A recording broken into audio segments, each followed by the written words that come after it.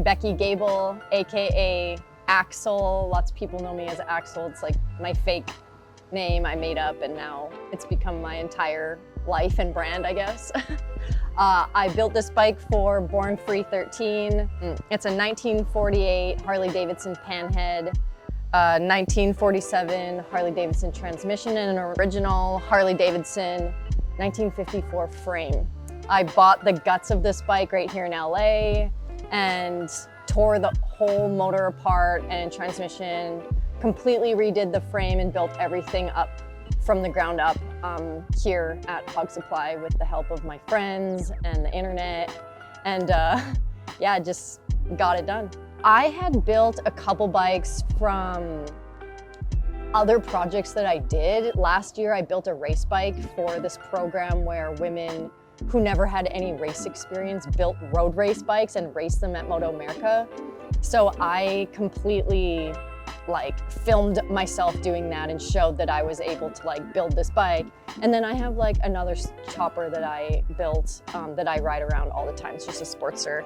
And then so because I used to be a writer and write articles on all these choppers and come down and go to Born Free, write articles about events all over the States and stuff, I was friends with a lot of the builders, and Mike and Grant, who put on Born Free.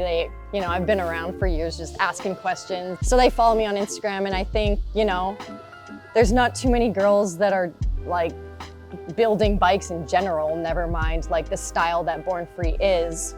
So, Mike was just like, would you be interested in building a bike for the show? And it took me a month to get back to him because I was like, God, no. Why would you even ask me that?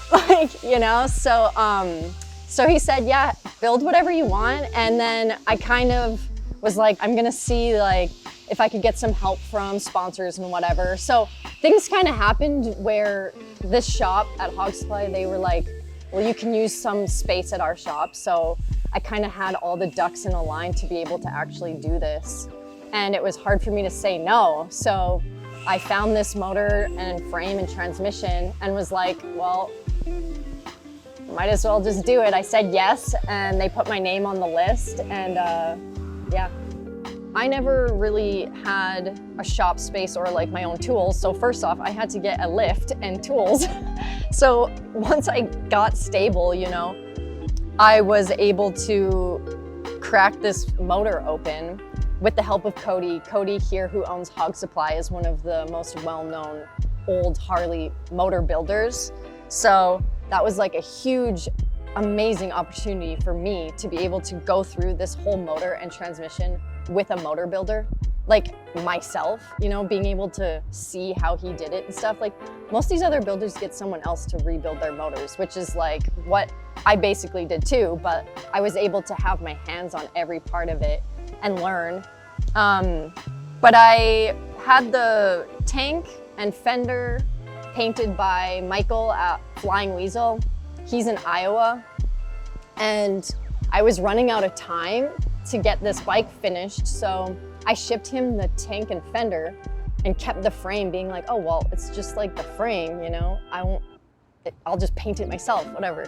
So I sent it to him, and the frame actually took me 2 weeks of cleaning it up, Bondo, molding, sanding. This is my sanding zone actually right here. I just spent 2 weeks, dust in my eyes and throat every day. Painted it myself, clear coated it, primer. Never had done any of that before, by the way.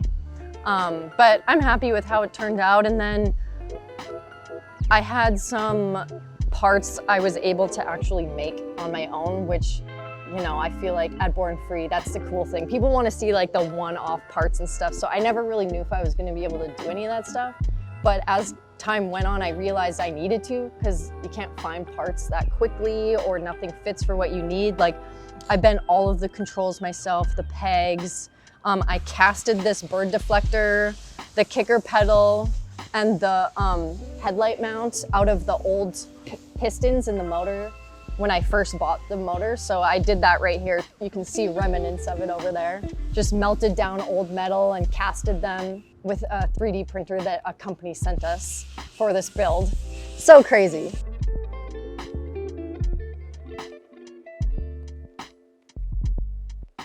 I made these oil lines. This is the first time I ever brazed anything before. Dunlop's hooked up the tires. Butt Seats made me this seat. It was like a project we worked on together. It was very, like if you ever see my house or my brand, like everything is either flames or cheetah print. Like literally my whole house has flames painted on every single wall and my duvet is like a cheetah.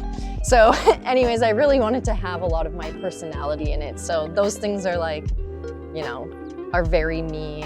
I mean, when it was getting down to the wire, I really wanted this bike to run and I was having trouble getting it going. So after days of kicking it, I ended up switching out the linker carb for another one that was just in the shop. And like, you know, there's a little bit of things like that, but I did have it like fully running, everything good to go for the show.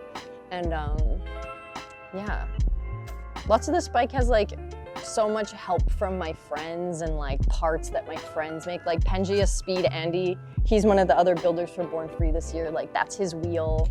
And this is his gas cap and bung. And like, I wanted a new gas cap bung moved over on my tank just to kind of like do something different with like a tank that you just get from Lowbrow or whatever.